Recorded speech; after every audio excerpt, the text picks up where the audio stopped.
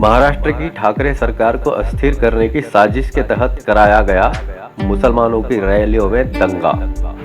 खबरों के मुताबिक महाराष्ट्र के 3 जिलों अमरावती, मालेगांव और नांदेड़ में उस वक्त हिंसा भड़क उठी जब मुसलमानों द्वारा त्रिपुरा हिंसा के विरोध में रैलियों का आयोजन किया गया।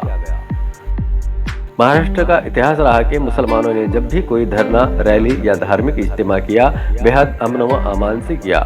मुसलमानों के कार्यक्रमों को लेकर कई डीजीपी, कमिश्नर, एसपी, डीवाईएसपी समेत कई पुलिसकर्मियों ने सराहना की है। महाराष्ट्र में लगभग मराठा समुदाय के 58 ऐतिहासिक रैलियां हुई। इन रैलियों में सबसे आगे मुसलमान थे। लॉकडाउन के काल में मदरसे खुले करने वाले और मदद के लिए सबसे आगे मुसलमान थे। बाढ़ पीड़ितों के लिए मस्जिदें खोलने वाले मुसलमान थे। मुस्लिम इलेक्शन को लेकर निकली रैलियों में लाखों मुसलमान शामिल हुए। इस भीड़ में एक एम्बुलेंस तक को दिक्कत आने नहीं दी। बावजूद इसके कल रैली के दौरान हुई हिंसा केवल महाराष्ट्र सरकार को एक बार फिर अस्थिर करने की कोशिश के अलावा और कुछ नहीं। आपको बता दें कि जब से महाराष्ट्र में महाविकास आघाड़ी की सरकार बनी है, कोई न कोई साजिश जरूर की जा रही है। भीड़ द्वारा साधुओं के हत्याओं को लेकर ठाकरे सरकार को कटघरे में खड़ा किया। यूपी में सैकड़ों साधुओं, ब्राह्मणों की हत्याओं पर चर्चा तक नहीं। लॉकडाउन के समय मुंबई स्टेशन की मस्जिद के पास जमी भीड़ को मुसलमानों की भीड़ बताकर गोदी मीडिया, भक्त और विरोधी पक्ष ने आसमान सर पर उठाकर तांडव किया था। महाराष्ट्र के कई बुद्धिजीवियों ने अपनी प्रतिक्रिया दर्ज कराते हुए कहा, निषेध, निंदा पर कोई आपत्ति नहीं। जो तरीका बंद का था, आखिर किसके इशारे पर महाराष्ट्र बंद किया गया? उत्तर प्रदेश, बिहार में क्यों नहीं? मुसलमानों में मसलक के नाम पर फूट डालने वाले मुनाफिक अब महाराष्ट्र में वही गंदा खेल खेल रहे हैं। किसी आंदोलन का फायदा और नुकसान किसको होगा, यह सोचना इंतहाई जरूरी है। इसी घटिया मानसिकता के कारण जालिम लोग मुसलमानों पर जुल्म ढा रहे हैं। होश में आओ। अमरावती, आज सुबह से कई मुसलमानों की दुकानें तोड़ी गई और करोड़ों का नुकसान हो रहा है। कौन भरपाई करेगा? इस हिंसा के मुद्दे पर पत्रकारों से बात करते हुए संजय राउत ने कहा कि राज्य सरकार मजबूत स्थिति में है और इस हिंसा के लिए जिम्मेदार चेहरों को जल्द सामने लाया जाएगा।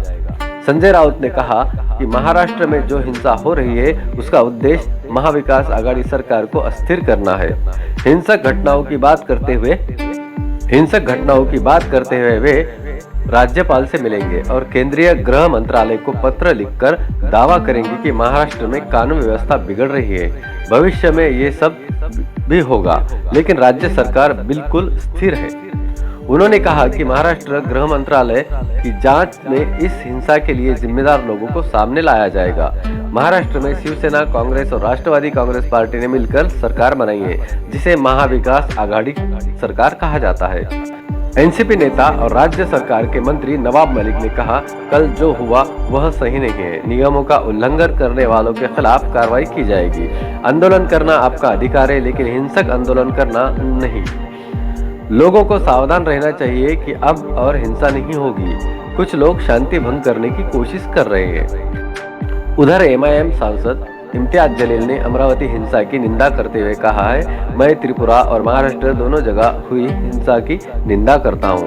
मैं मुसलमानों के वोटों की मदद से सत्ता में आने वाले नेताओं से सवाल करना चाहता हूं, उन्होंने त्रिपुरा में हुई हिंसा की निंदा क्यों नहीं की? अगर महाराष्ट्र में किसी पार्टी ने इस हिंसा को बदलने की कार्रवाई के रूप में इस्तेमाल किया है, तो मैं कहूँगा कि ये गैर जिम्मेदार का परिचय है। इस बीच अमरावती की सांसद नवनीत राणा ने दोनों पक्षों से शांति बनाए रखने की अपील की है।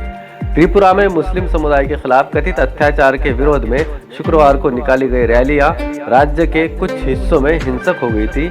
इनमें मालेगांव, नांदेड़ और अमरावती में तनाव अधिक था। त्रिपुरा में हुई हिंसा के खिलाफ मालेगांव में बंद का आह्वान किया गया था। इस बंद के दौरान हिंसा की घटना हुई, जिसके बाद पुलिस को स्थिति को नियंत्रित करने के लिए लाठीचार्ज करना पड़ा। वहीं नांदेड़ में कुछ लोगों के पथराव करने से शहर में तनाव पैदा हो गया। पथराव में पुलिस अधिकारी भी घायल हो गए। इसके अलावा इस घटना का असर अमरावती में भी देखने को मिला। पुलिस के मुताबिक कुछ स्थानों पर तोड़फोड़ की सूचना मिली है। पता चला है कि शहर के अलग अलग हिस्सों में 20 से 22 दुकानों में तोड़फोड़ की गई है। प्रदर्शनकारियों ने कई जगहों पर भी पथराव किया है। हिंसा में कई निजी और सार्वजनिक संपत्तियों को नुकसान पहुंचा है।